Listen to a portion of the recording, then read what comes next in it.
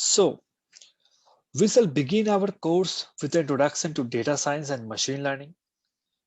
We will try to understand what is data science, why data science, when to use data science, and how to use data science. We will discuss few of the generic use cases and try to understand it in the easiest of the easiest ways. Then we will deep dive into each of the use cases.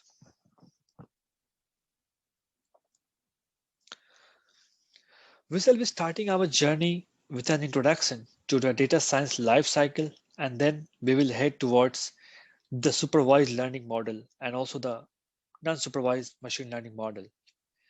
We would ensure that our entire discussion is primarily related to the real-time machine learning industry practices, where we will see few of the aspects like population, sample, types of data, dependent and the independent variables. With the course of time, we shall also cover the aspects of mathematics essential for data science, as I mentioned earlier, and we shall be covering topics like linear algebra, calculus, statistics, and probability.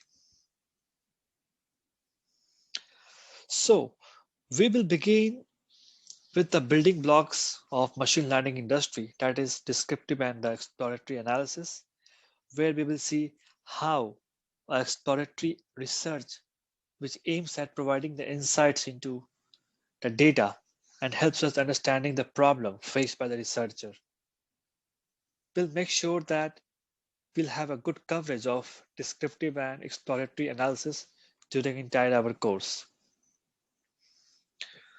Furthermore, we will be covering the visualization aspect, since we know that if you're working for any client or any product-based company, it means the data what you have been given is pretty obvious that you need to analyze the data, and that has to be in the presentable form in front of the client. So we shall be covering very thorough aspects of visualization. We will try to understand how do we represent a single variable graphically. We'll make sure that we will understand the relationship between the multiple variables that we use while representing our data set.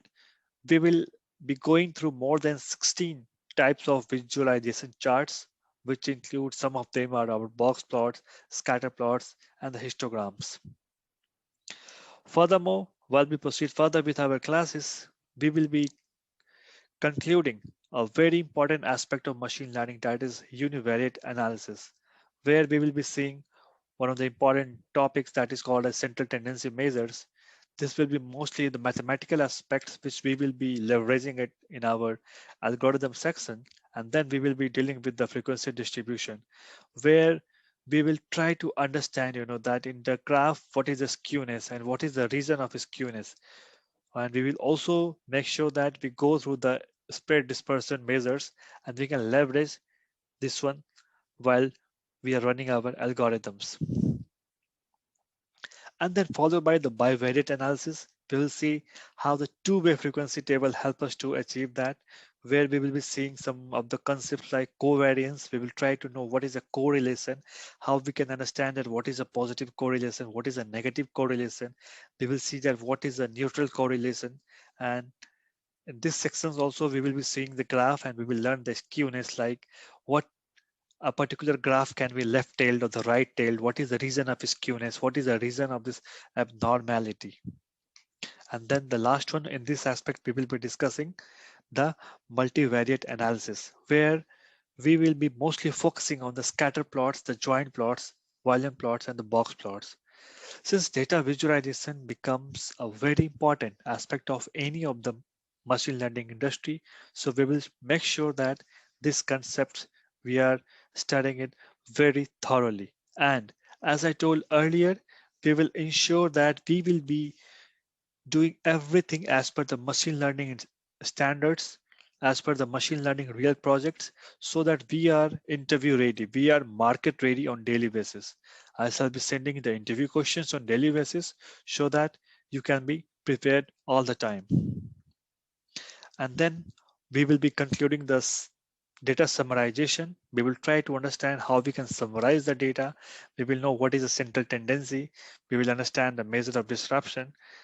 And then we'll also make sure that the dispersion that we will be learning while summarizing the data. We will leverage this in terms of our machine learning algorithm. Followed by the probability distributions. As the entire aspect of machine learning has the backbone of mathematics, we will try to understand that how the normal, uniform, and the binomial distribution has a huge coverage in machine learning. We will try to understand how this Poisson distribution ensures our algorithm run in more efficient and the faster way.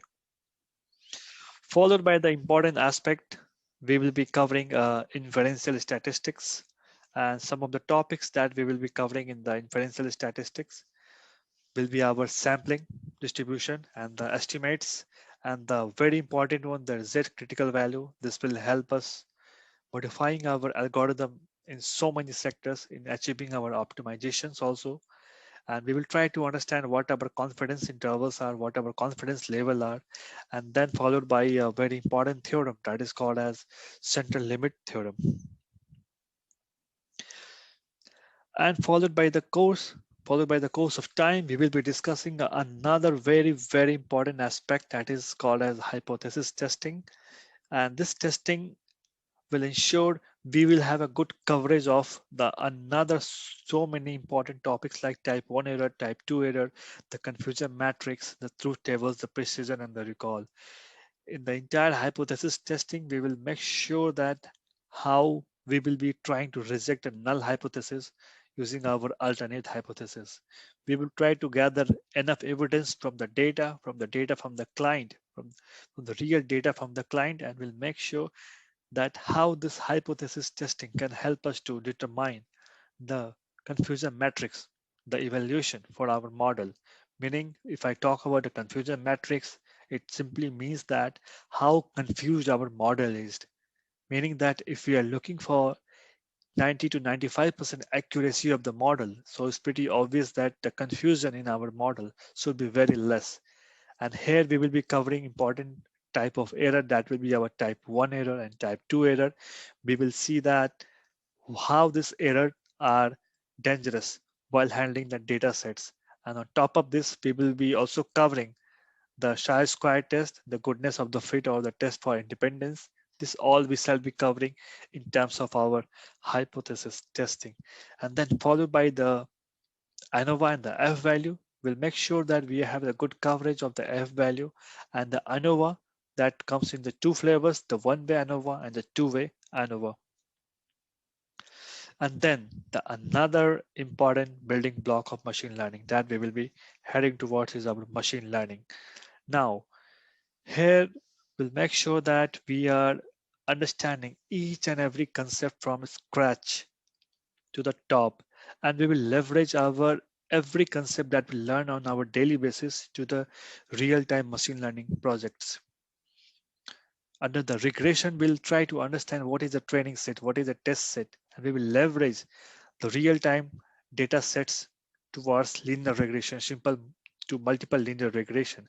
We will be also understanding that how the regression coefficients help us to achieve the intention of our algorithm, where we will see something called as R square and then RMS, that is root mean square error.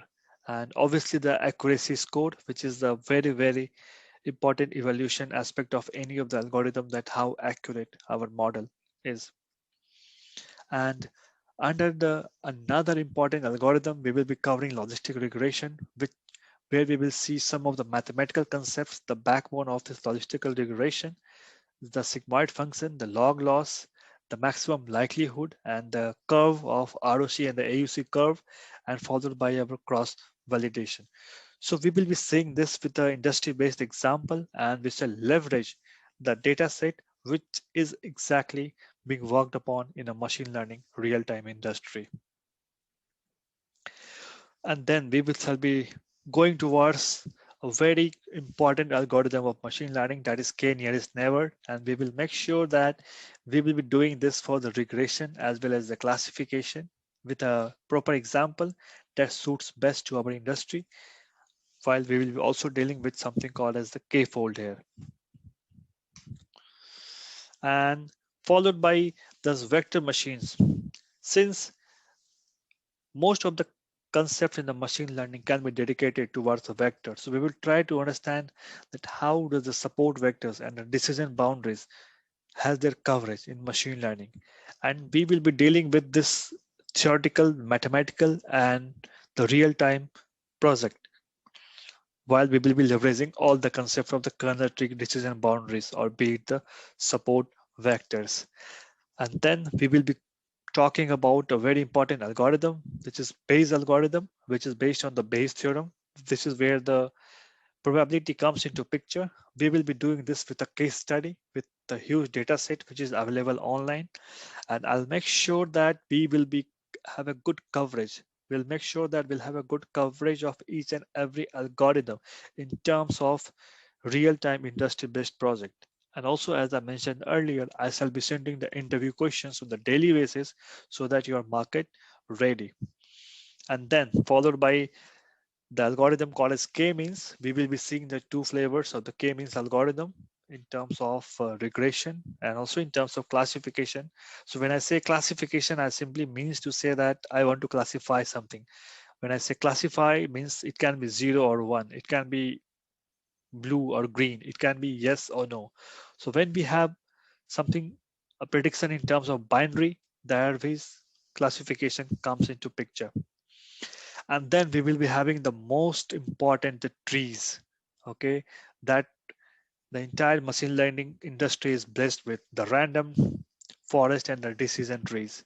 Okay, here we will be discussing very important concept of the Gini index, the information gain, that how the Gini index and the information gains help us to design a decision tree. We shall be leveraging the concept of decision tree in the random forest, and followed by the ensemble methods, which is a very important building block of any of the machine learning model. In ensemble methods, we shall be primarily working on the bagging and the boosting. We'll see that how this algorithm works, and we'll make sure that we'll have a real-time coverage, we'll have a real-time aspects, we have a real-time aspirations for every topic that we discuss. And then we'll make sure that we have also coverage of few more topics, and also the topics on the ad hoc basis, something like overfitting and the underfitting. And we'll also see the what is the variance and what is the variance. We will make sure that any of the aspect which comes from the candidate, okay, be it the ad hoc topic or be it a doubt session, we shall be leveraging that as an entire 1 hour session so that we can have a good coverage of that topic. And then finally, we will be working on the industry-based live projects. The first project that we will be dealing with, it would be Uber dataset analysis project. This project can be used to perform the data visualization on the Uber data, and the data contains 4.5 millions of Uber pickups in the New York City, and this much data needs to be represented beautifully in order to analyze the rides so that the further improvements in the business can be made. So we shall be discussing this real-time project. We shall be starting from scratch and we'll head towards end. We'll make sure that we will be leveraging and deploying this project from end to end. And the second project that we will be discussing is that the customer segmentation using machine learning. This is a technique basically, in which we divide the customer based on their purchase history, gender, age, interest, etc. And it is useful to get the information so that the store can get help in personalized marketing and provide customers with the relevant deals. With the help of this project, companies can run user-specific campaigns and provide user-specific offers rather than broadcasting same offer to all the users. So we shall be dealing with this real-time industry-based projects. And the second one, when I talk about this, is exactly what Amazon, Flipkart, Myntra,